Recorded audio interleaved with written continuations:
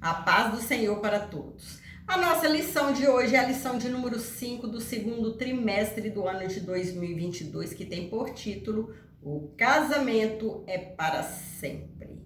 O casamento é uma instituição vinda de Deus para o homem e a mulher.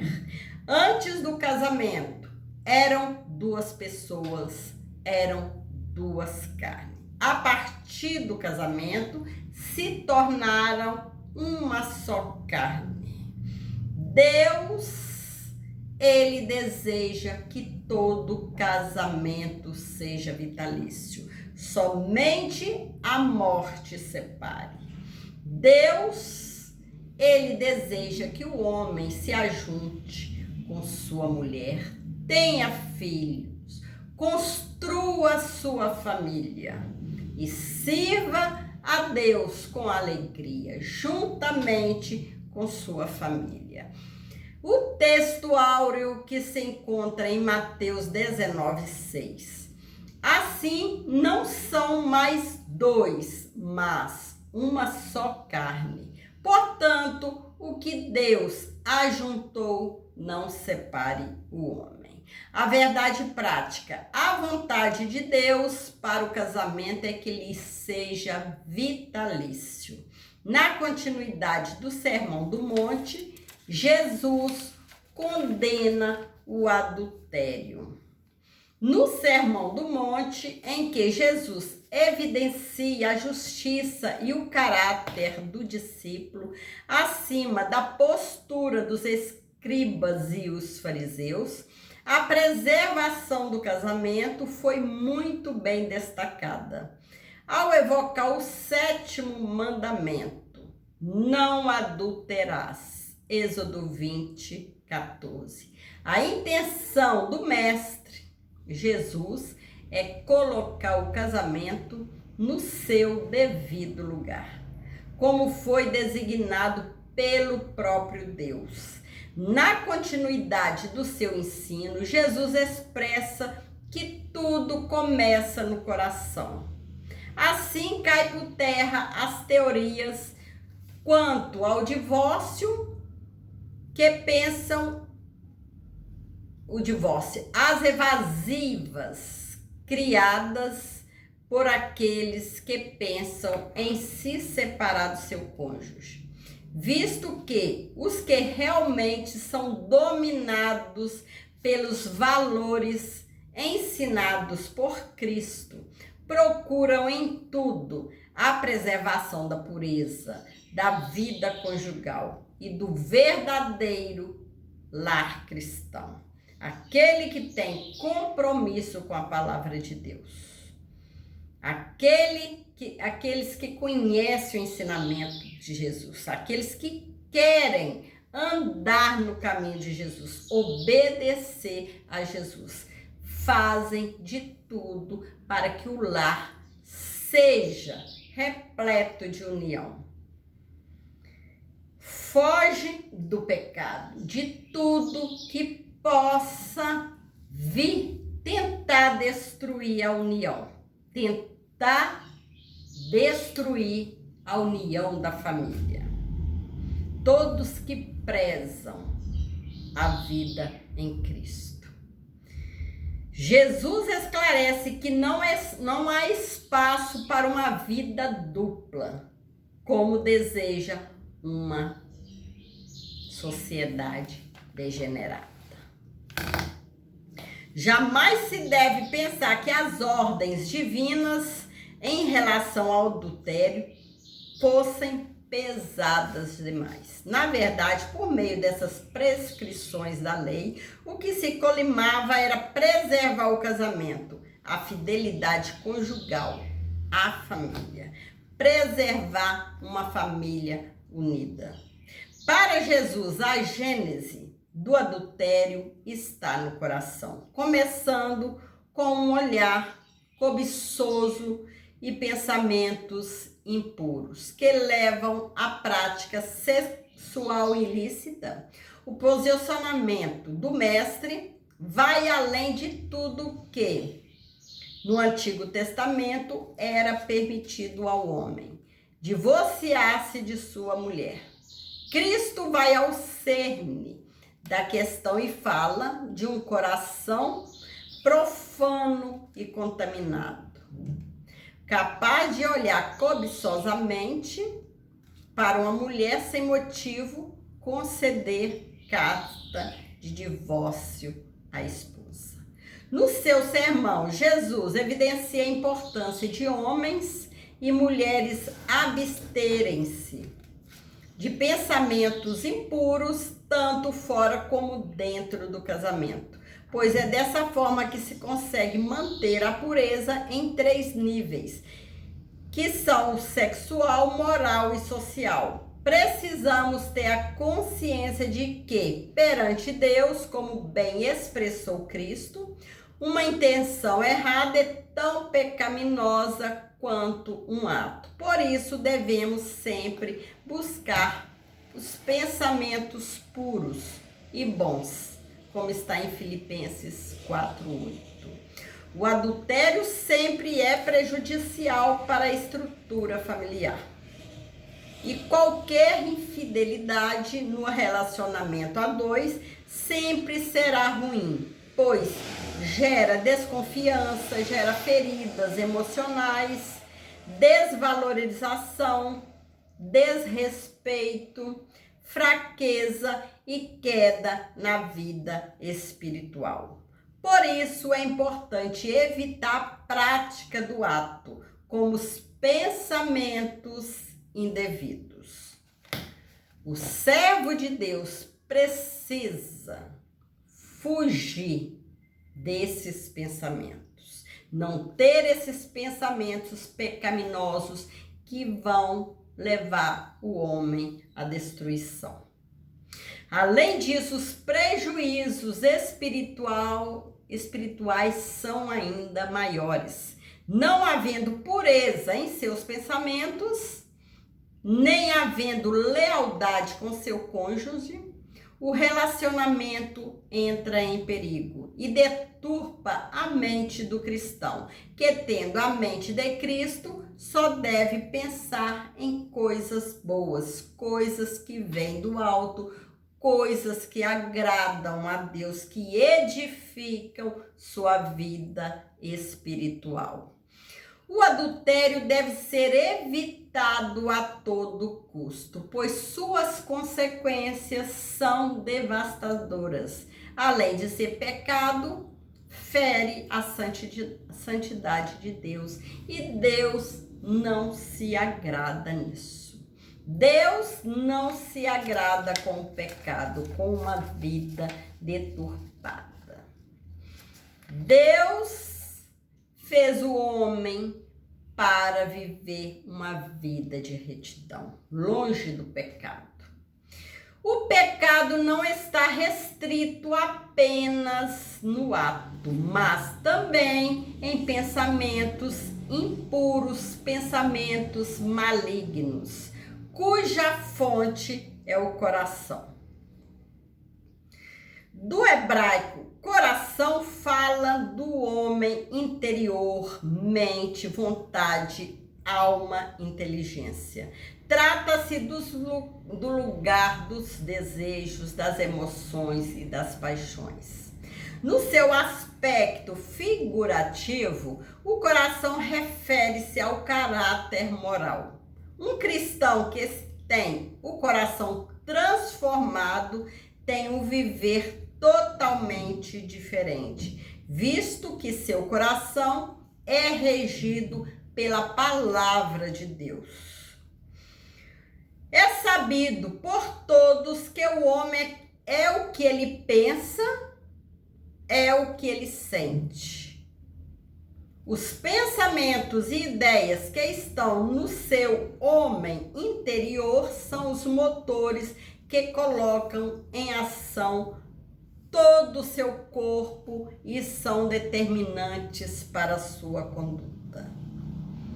Desse modo, o homem colherá aquilo que semear. O que semeia o pensamento da cobiça, desejando outra mulher, não demorará para que concretize isso na prática. A cobiça é algo que começa no coração. É como uma pequena semente plantada que vai gerar o fruto do pecado. Uma semente má, uma semente ruim que é plantada no coração. Cada um é engodado por sua própria cobiça, a qual dará luz ao pecado, que sendo consumado, levará à morte. Como muitos já foram levados à morte por causa do pecado. O Senhor Jesus falou que aquilo que rege o coração se evidenciará no viver diário de uma pessoa por meio de seus atos. O que foi muito bem explicado por Paulo quando chamou de obra da carne as ações produzidas por um coração pecaminoso. Ninguém está isento de tentação. Ninguém está livre das tentações. Mas é preciso revestir-se do novo homem interior, produzido por Cristo, para jamais cometer os atos pecaminosos por meio do corpo. A saída é pedir para Jesus fazer a transformação e nos dar um novo coração. O caminho para que o cristão possa dominar bem o corpo é viver na dependência do Espírito Santo. O crente que vive na dependência do Espírito Santo é capaz de dominar os desejos maus da carne. Jesus fez uso de figuras de linguagem de modo hiperbólico para mostrar como se deve fazer para vencer os instintos sexuais. Ao sugerir: se o teu olho direito te escandalizar, arranca-o, atire fora para longe de ti. Cristo não tinha a intenção de incitar alguém a praticar mutilação dos membros do corpo. O uso aqui é totalmente metafórico, dando ênfase de como o cristão pode crucificar a carne com suas paixões e sujeitar o seu corpo ao espírito para que não seja instrumento do pecado. Jesus não estava falando de cortar algum membro do corpo, pois nada disso valeria enquanto o coração estivesse cheio do pecado. Nada adiantaria cortar o membro, sendo que o coração já está contaminado. Um coração transformado pelo poder de Cristo mostrará atitudes de sacrifício que visam glorificar a Deus. O homem precisa viver em constante vigilância, em constante oração, para que não seja alvo do pecado, para que não caia em pecado, para que seu coração não se encha de sentimentos ruins, que pode levar o homem à decadência. O que procede do coração e permeia o pensamento do homem determinarão o seu comportamento. Se procede coisas boas do coração, o pensamento do homem será pensamentos de coisas boas. E isso determinará o seu comportamento, que será um comportamento bom diante do Senhor. Assim, se o coração tiver coisas ruins, permeia o pensamento do homem e determinará o seu comportamento como um comportamento ruim, um comportamento que o levará ao pecado. Sabemos que o casamento é a mais fundamental de todas as instituições divinas, sociais. Nas perspectivas divinas, o casamento deve ser uma união permanente. É o desejo de Deus, em que o homem e mulher entram em uma aliança a fim de construir uma união única na mais perfeita intimidade, não querendo jamais os votos do casamento fosse quebrado. Deus deu a ordem: não adulterar. Não adulterarás. Êxodo 20:14. A singularidade dessa maravilhosa união foi destacada por Cristo quando falou do vínculo conjugal, expressando que não são mais dois, mas uma só carne. Paulo via essa união de maneira tão cândida que comparou o amor de Cristo, que se sacrificou pela igreja, ao amor do marido para com sua esposa. Efésios 5:25. Um casal que vive a dois em amor irá construir a mais bela, mais perfeita união. Irá construir uma bela união, ainda que enfrente lutas e reveses dessa vida, que as lutas, os problemas vêm, mas unido o casal é mais fácil lidar com os problemas, é mais fácil lidar com as lutas, quando um pode contar com o apoio do outro. A esposa pode contar com o apoio do esposo, o esposo pode contar com o apoio da esposa. É mais fácil viver nesse mundo de tribulação, quando os dois seguem pelo mesmo caminho, os dois atentem para o mesmo alvo, que é Cristo. É mais fácil. O casamento deve ser construído com base em respeito, amizade, bom tratamento, carinho, dignidade, entre outros.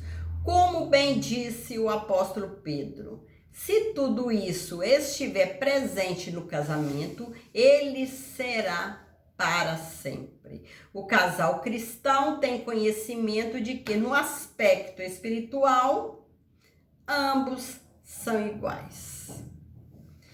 E na vida a dois há obrigações distintas e específicas a serem cumpridas.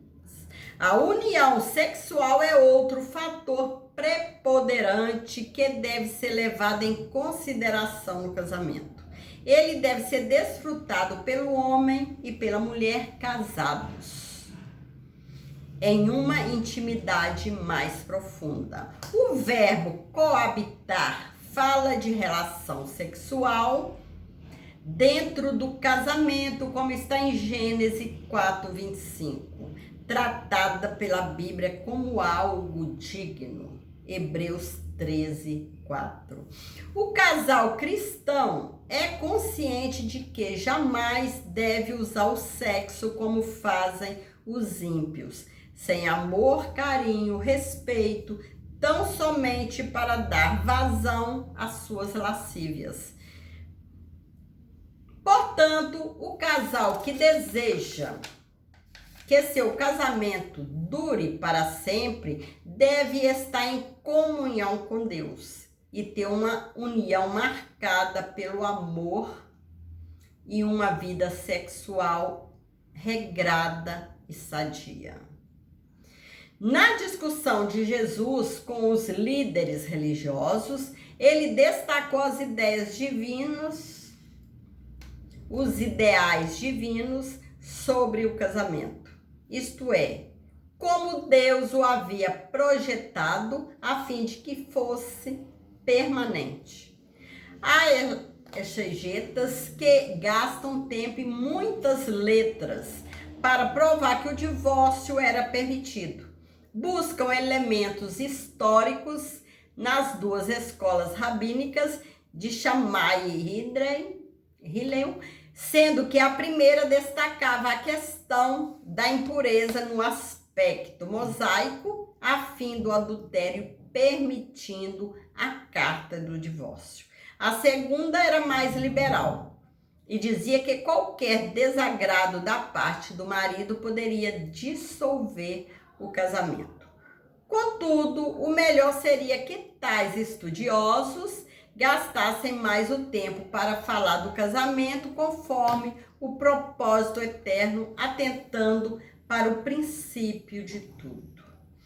Para Jesus, o casamento é uma união indissolúvel e por isso deixou claro que, quanto ao divórcio, não era um mandamento de Moisés, mas sim uma concessão devido à fraqueza humana por causa do pecado, pelo padrão baixo e desmoralizante em que muitos estavam vivendo. Enquanto a lei permitia o divórcio, Jesus salienta que isso significava legalizar o adultério. Sempre é dolorido falar sobre divórcio, visto que se trata da destruição de um casamento, da destruição de um lar, da destruição de uma família. Porém, como servos de Deus, precisamos dizer que a comunidade de salvos que quer viver o padrão do reino de Deus com suas bem-aventuranças, precisa entender que o ideal divino é a indissolubilidade da vida a dois, tanto física como espiritualmente. Seguindo o padrão divino do Éden, os dois serão uma só carne. Jesus aborda novamente um dos 10 mandamentos e afirma sua maior autoridade para interpretá-lo.